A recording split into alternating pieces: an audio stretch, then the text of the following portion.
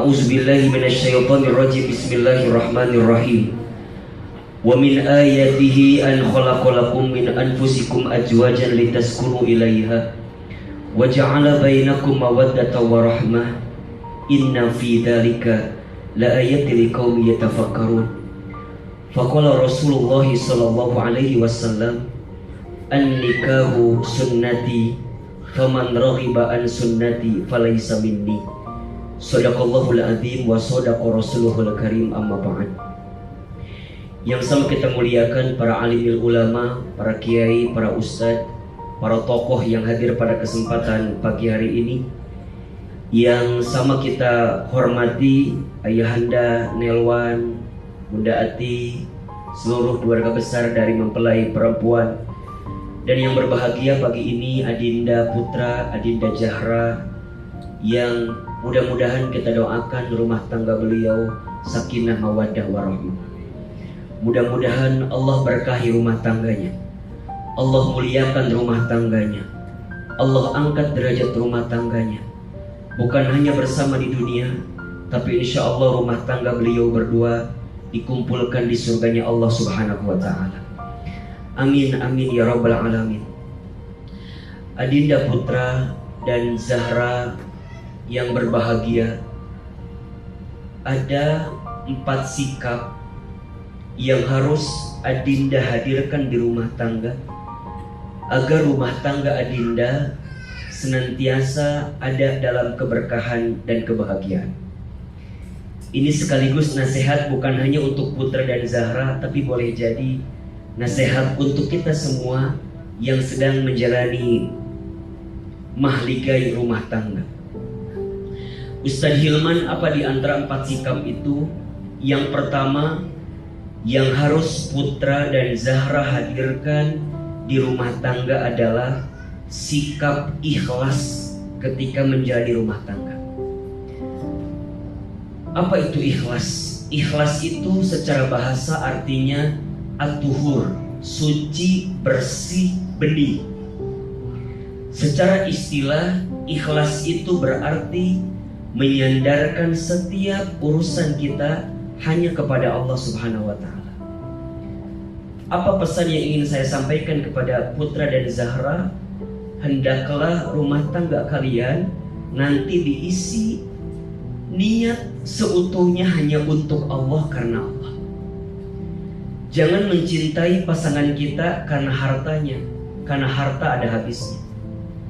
Jangan mencintai pasangan kita karena parasnya, karena paras ada expirednya, ada kendurnya. Kalau bahasa Sunda mah ada peotnya, ada mengkerutnya, ada berubahnya. Betul apa betul? Jangan mencintai pasangan karena keturunannya, karena seorang anak dengan orang tua pasti berbeda adanya. Jangan mencintai karena fisiknya, karena fisik pasti ada lemahnya, mungkin ada sakitnya. Tapi cintai pasangan kita karena Allah, karena Allah. Maka kunci utama di rumah tangga itu, Adinda Putra dan Zahra, rumah tangga itu ibadah. Maka pesan Ahilman kepada Putra dan Zahra, titilah hari rumah tangga kalian dengan semakin mendekatkan diri kepada Allah subhanahu wa ta'ala. Kalau sedang punya masalah, angkat kedua telapak tangan, berdoa sama Allah. Kalau ada masalah, bangun di sepertiga malam, dirikan sholat tahajud, bermohon kepada Allah. Tidak ada masalah yang bisa diselesaikan kecuali dalam sujud kita kepada Allah subhanahu wa ta'ala. Maka nanti malam, bangun, dirikan sholat tahajud berjamaah, memohon kepada Allah agar rumah tangga kalian dihimpun dengan keberkahan dan kebaikan. Kita tidak pernah tahu sebelum kalian berumah tangga, boleh jadi ada kesalahan yang pernah kita lakukan, boleh jadi ada dosa yang pernah kita kerjakan. Dan hari ini izin Allah, Allah mengumpulkan kalian berdua dalam mahligai pernikahan. Pernikahan kita karena Allah, dilalui di jalan Allah, dan tujuannya harus karena Allah. Ikhlas karena Allah. Jangan terlalu berharap kepada manusia, Karena berharap kepada manusia itu patah hati yang disengaja. Jika ingin bahagia, berharapnya sama Allah saja. Innamal a'malu binniyat. Setiap perbuatan itu tergantung niatnya. Wa ma umiru illa liya'budullaha mukhlisina lahuddin. Dan tidak ada satu perkara kecuali Allah akan terima amal perkara itu saat engkau ikhlas menjalaninya di hadapan Allah Subhanahu wa ta'ala. Maka sikap pertama, ikhlas menjalani rumah tangga. Kalian dipertemukan karena Allah, disatukan karena Allah, nanti melangkah bersama karena Allah, dan dipisahkan pun nanti harus karena Allah. Apa tujuan kita? Bersama di dunia, bersama di surga. Maka putra, jadikan Zahra sebagai istri satu-satunya. Dan Zahra pun juga harus yakin bahwa putra adalah suami terbaik yang Allah datangkan untuk Zahra. Dan itulah yang akan menguatkan kita. Hati-hati dengan bicara.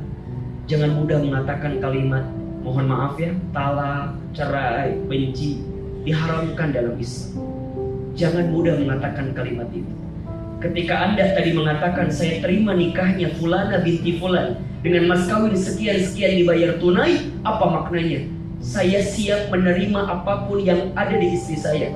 Kebaikannya saya terima, keburukannya pun saya terima. Bahkan hari ini malaikat menjadi saksi, semesta menjadi saksi. Yang hadir di sini bukan hanya manusia wahai putra, tapi yang hadir di sini juga ada malaikat, beribu malaikat. Mereka menghimpun kita, duduk di antara kita. Bahkan mohon maaf, ketika tadi putra mengatakan saya terima nikahnya, itu bukan hanya janji kepada orang tuanya, kepada pamannya, atau kepada walinya. Bukan hanya itu, tapi putra sedang berjanji kepada Allah Subhanahu wa ta'ala bahwa putra tidak akan pernah menyakiti perempuan yang putra nikahi. Maka yang pertama, sikap yang harus dihadirkan adalah ikhlas. Ikhlas karena Allah. Yang kedua, sikap yang harus dihadirkan di rumah tangga agar bahagia dan penuh keberkahan, sikapnya adalah sikap ridho. Sikap ridho. Ahilman, apa itu ridho? Ridho itu artinya sikap menerima apa yang Allah hadirkan dalam kehidupan kita. Kalau kita mencintai karena kelebihannya, itu biasa ya. Kalau kita mencintai pasangan karena sesuatu yang menarik dalam pandangan kita, itu biasa. Tapi bagaimana ke depan putra dan Zahra harus bisa menerima kekurangan yang ada di pasangan kita. Punten, mohon maaf, mungkin sebelum menikah kita taunya yang baik-baiknya saja. Tapi nanti setelah berumah tangga, putra atau Zahra akan tahu apa kekurangan dari pasangan kita. Maka apa kuncinya? Ridho. Ridho. Kelebihan pasangan jadi pahala syukur, kekurangan pasangan jadi pahala sabar. Syukuri kelebihannya, tutup kekurangannya. Hari ini banyak, mohon maaf ya, pasangan rumah tangga yang suka menceritakan aib pasangannya di sosial media. Jangan sampai. Pasanganmu itu adalah pakaian untuk dirimu. Jadi apa yang ada di pasanganmu adalah tentang dirimu. Maka jangan pernah menceritakan tentang aib pasanganmu kepada orang lain. Terimalah apa yang Allah berikan kepada kita, itulah yang terbaik. Itu namanya sikap ridho. Kalau Zahra, kalau putra ingin Allah ridho dengan kehidupan kalian berdua, kuncinya putra dan Zahra harus ridho dengan semua ketentuan Allah. Boleh jadi ya, setelah ini kita lihat, kok istri saya begini ya, kok suami saya begini ya, kok kayaknya beda harapannya sebelum nikah, kayaknya gak begini harapan saya, kok datangnya begini. Ridho. Terima. Terima, terima, terima. Ingat satu ayat dalam Al-Quran, surat Al-Baqarah ayat 216. Boleh jadi kamu membenci sesuatu padahal itu baik bagimu. Boleh jadi kamu menyukai sesuatu padahal itu buruk bagimu. Allah lebih tahu sedangkan kamu tidak mengetahui.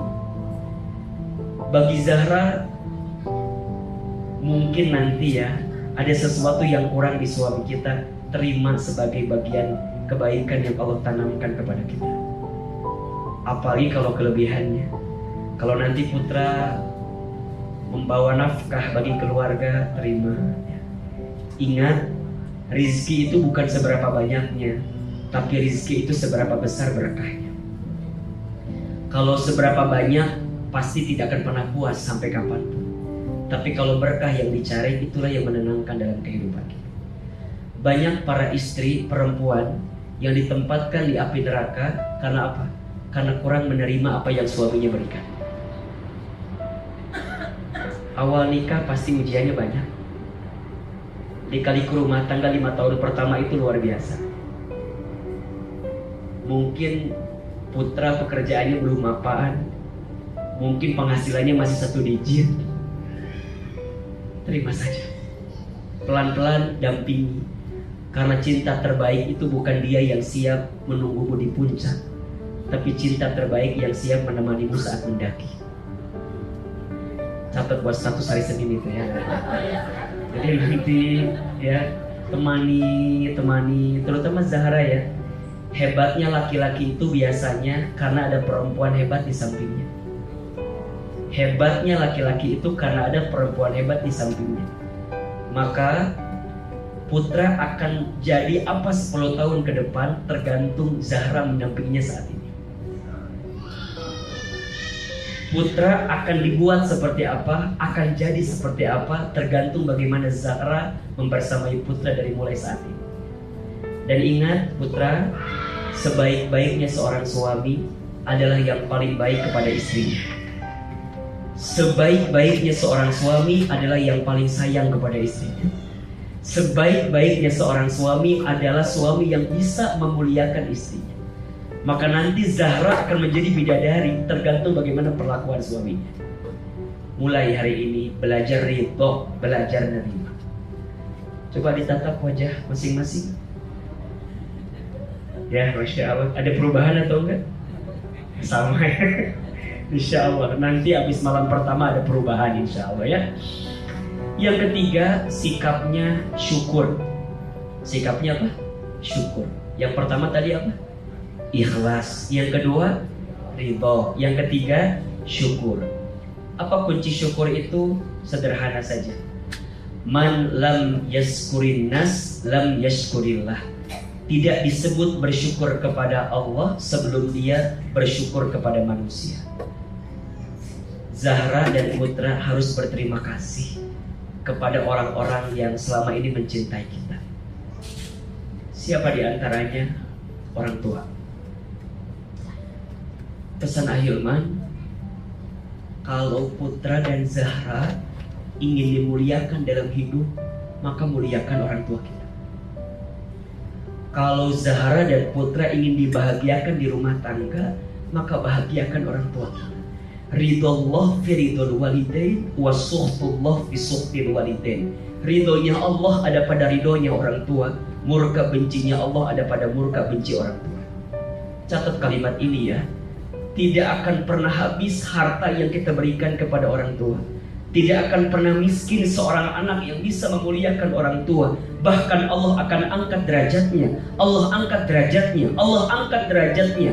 Tapi mohon maaf sebaliknya, jika putra dan Zahra tidak bisa memuliakan orang tua, maka boleh jadi akan banyak kekecewaan yang datang dalam kehidupan kalian berdua. Maka ingat, setelah berumah tangga bukan berarti kalian hidup berdua, bukan. Tapi justru setelah berumah tangga, kalian harus menghadirkan kebaikan-kebaikan kepada orang tua kalian. Putra Zahra masih punya ibunda, maka hormati ibunya Zahra sebagaimana putra mencintai ibu kandung putra sendiri.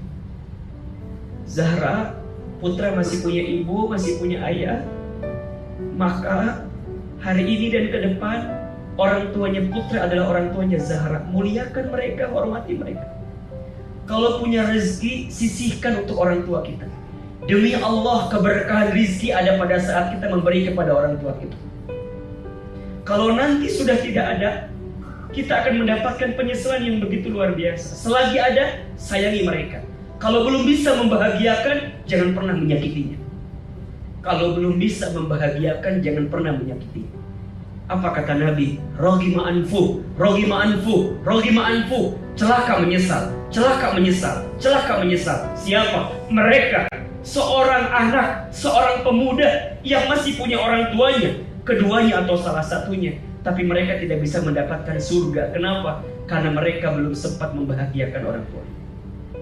Maka nanti Zahra, putra, sempatkan waktu silaturahim dengan keluarga, dengan orang tua.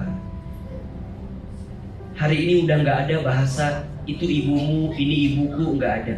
Kalimatnya diganti jadi ibu kita. Udah gak ada ini ayahku, itu ayahmu, tidak ada. Kalimatnya diganti menjadi ayah kita. Karena pernikahan itu menyatukan dua aku menjadi satu kita, itulah pernikahan. Dan syukur terbaik saat kita mampu memberikan yang terbaik dengan apa yang Allah berikan dalam hidup kita.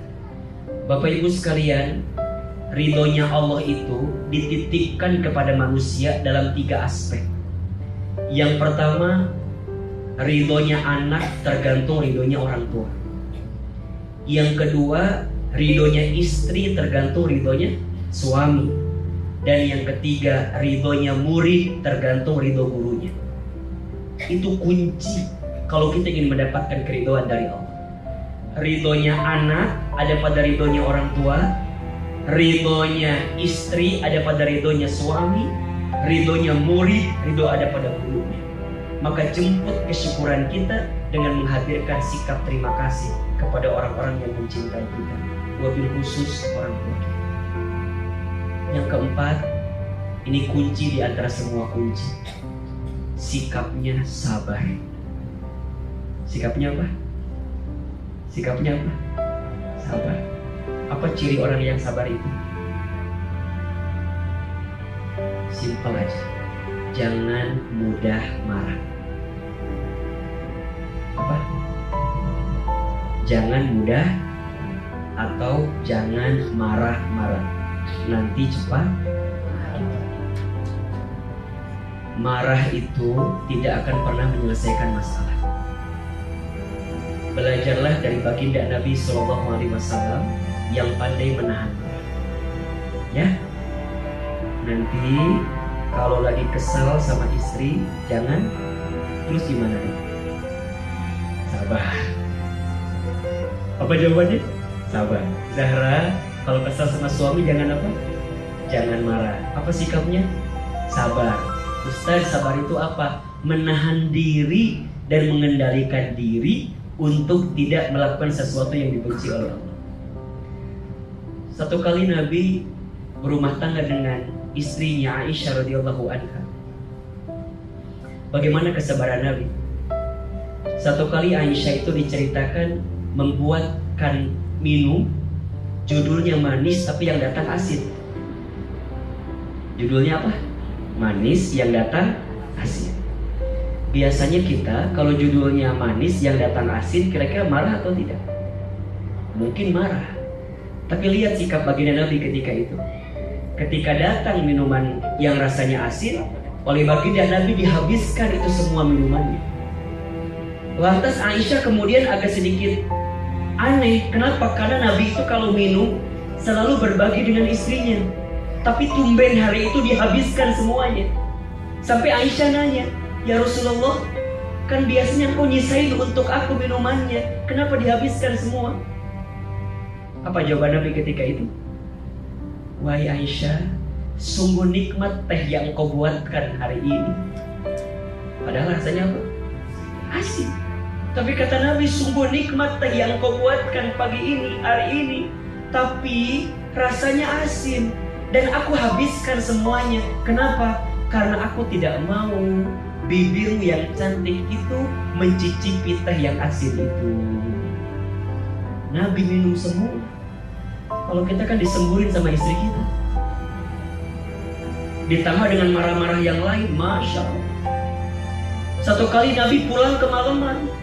Ketika sampai rumah, Nabi mau nutup pintu kamar, khawatir istrinya lagi tidur, takut ngeganggu. Apa yang Nabi lakukan? Nabi gak nutup pintu kamar, Nabi milih tidur di depan pintu kamar itu. Dan tanpa disadari, Aisyah pun di kamar nunggu Nabi pulang. Aisyah pun ternyata nunggu di balik pintu kamar. Dan ternyata malam itu Nabi tidur di depan pintu kamar, Aisyah tidur di balik pintu kamar. Dan malam itu mereka tidur dihalangi dengan pintu kamar. Kalau suami kita kumaha? Ngegedor apa enggak kira-kira? Tidak akan pernah selesai masalah dengan marah-marah. Maka apa kata Nabi nasihatnya? La taghdab walakal jannah. Jangan marah, bagimu surga. Berarti kalau yang suka marah di mana tempatnya? Yang suka marah di mana tempatnya? Nah, itu jawabannya. Duhai para suami, jangan suka marah-marah sama istrinya ya. Dan duhai para istri, jangan membuat marah suaminya. Sabar, sabar, sabar. Ustaz, apakah sabar ada batasnya? Tidak ada. Sabar itu tidak ada batasnya, karena pahala sabar juga tidak ada batasnya. Ustaz, tapi kan susah sabar terus. Iya, karena pahalanya surga. Kalau ringan pahalanya kipas angin. Kalau ringan pahalanya apa? Kulkas satu pintu. Kalau ringan piring cantik dan payung cantik. Bukanlah kesabaran jika masih mempunyai batas. Bukanlah keikhlasan jika masih merasakan sakit. Tidak ada kunci rumah tangga bahagia kecuali sabar menerima apapun yang Allah berikan kepada kita. Salamun alaikum bima sobartu. Nanti di surga orang yang sabar akan disapa oleh malaikat. Salamun alaikum bima sobartum. Selamat untuk kamu sekalian yang sabar selama hidup di dunia. 4. Sikap kunci rumah tangga berkah bahagia. 1. Ikhlas. 2. Ridho. 3. Syukur. 4. Sabar. Mudah-mudahan ini kunci yang bisa melahirkan kebahagiaan. Ahilman, izin Allah, sudah menikah hampir 9 tahun. Istri saya 3 ya, anaknya. Jangan kaget dulu ya. Jadi insya Allah ada sedikit pengalaman lah yang bisa dibagikan. Banyak belajar. Ingat ya, rumah tangga itu apa waktu nasihat sebelum menikah tuh waktu itu? Rumah tangga itu sekolah yang paling lama. Kalau sekolah yang paling lama berarti belajarnya juga lama. Kalau belajarnya lama berarti ujiannya juga banyak. Boleh jadi setiap hari ada ujian, ada ujian, ada ujian. Bismillah.